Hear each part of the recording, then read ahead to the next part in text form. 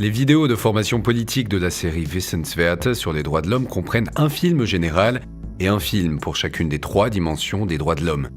Celles-ci sont toutes d'égale importance dans le système des droits de l'homme. Les vidéos présentent, entre autres, la genèse des droits de l'homme, les violations dont ils font l'objet actuellement et les grands travaux dans ce domaine. Le présent film concerne la 2e dimension, les droits économiques, sociaux et culturels ou droits ESC. Il y est également question du rôle des organisations non gouvernementales comme Amnesty International et du droit des femmes. Quels sont les droits de la 2e dimension ? Les droits économiques, le droit au travail et à des conditions de travail justes.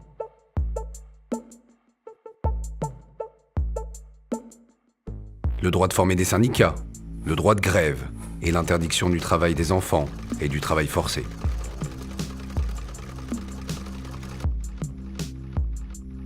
Les droits sociaux, le droit à la sécurité sociale et le droit à un niveau de vie suffisant, y compris une nourriture, un vêtement et un logement suffisant, et en particulier le droit d'accès à l'eau.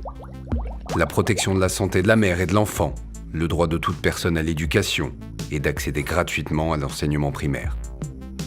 Viennent s'y ajouter la promotion et la protection des droits culturels, notamment pour les minorités ou les peuples indigènes, comme par exemple le droit de participer à la vie culturelle. La protection de la propriété intellectuelle est aussi un aspect des droits culturels. Il existe également une interdiction générale de discrimination qui est à la base de tous les droits de l'homme. Nul ne peut faire l'objet d'une discrimination fondée sur l'origine, la religion, l'orientation sexuelle, la couleur, l'âge ou toute autre situation.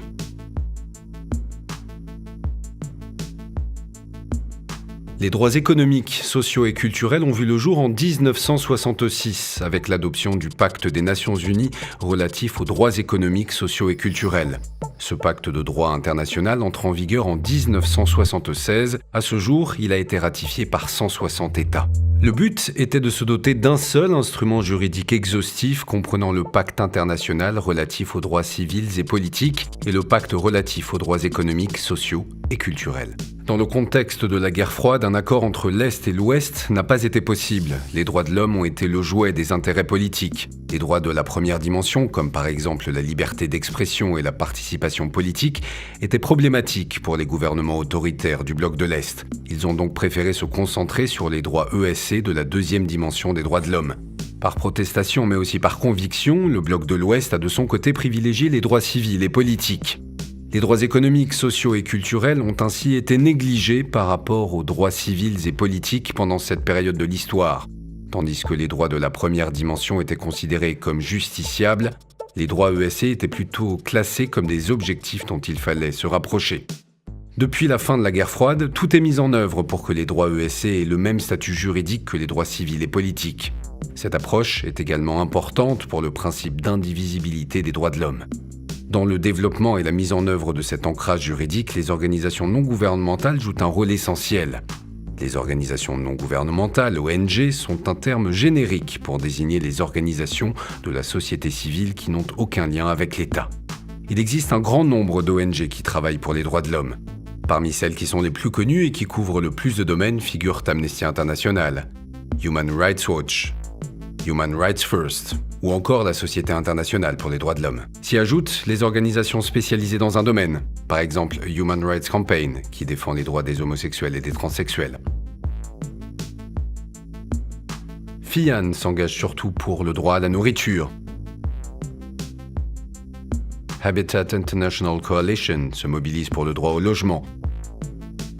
Ou encore Survival International, qui défend en priorité les droits des peuples indigènes. Outre ces organisations connues, il existe une multitude de petites ONG locales dont l'engagement pour les droits de l'homme est très précieux. Les ONG disposent d'un large éventail d'instruments pour mener à bien leur travail sur les droits de l'homme. Elles informent sur les droits de l'homme car il faut connaître ses droits afin de pouvoir les exercer et les défendre. Elles surveillent les droits de l'homme dans le monde entier et attirent l'attention sur ceux qui y portent atteinte.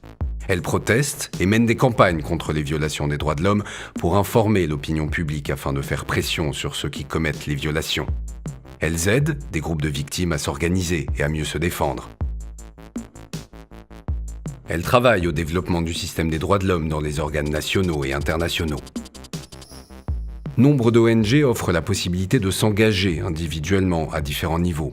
Ainsi, les ONG sont aussi des adresses importantes pour tous ceux qui s'intéressent aux droits de l'homme ou souhaitent s'investir dans ce domaine.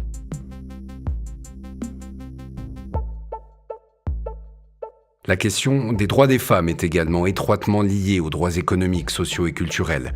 Les femmes sont très souvent privées de leurs droits ESC. Près de 2/3 des personnes pauvres et analphabètes dans le monde sont des femmes. Les femmes sont moins bien rémunérées. Dans l'UE, leur rémunération est en moyenne 1/4 inférieure à celle des hommes. La situation n'est guère différente pour les droits de la première dimension. Les femmes n'occupent par exemple qu'environ 10% des sièges des parlements dans le monde. L'entrée en vigueur en 1981 de la Convention sur l'élimination de toutes les formes de discrimination à l'égard des femmes pose un jalon important. En 2000, une disposition selon laquelle des particuliers ou groupes de particuliers peuvent déposer plainte est ajoutée à la Convention. C'est une avancée considérable pour la justiciabilité des droits.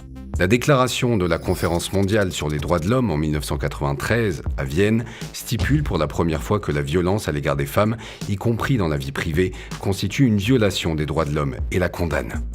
Malgré les progrès réalisés, cette situation de discrimination extrême reste l'un des principaux chantiers du système des droits de l'homme.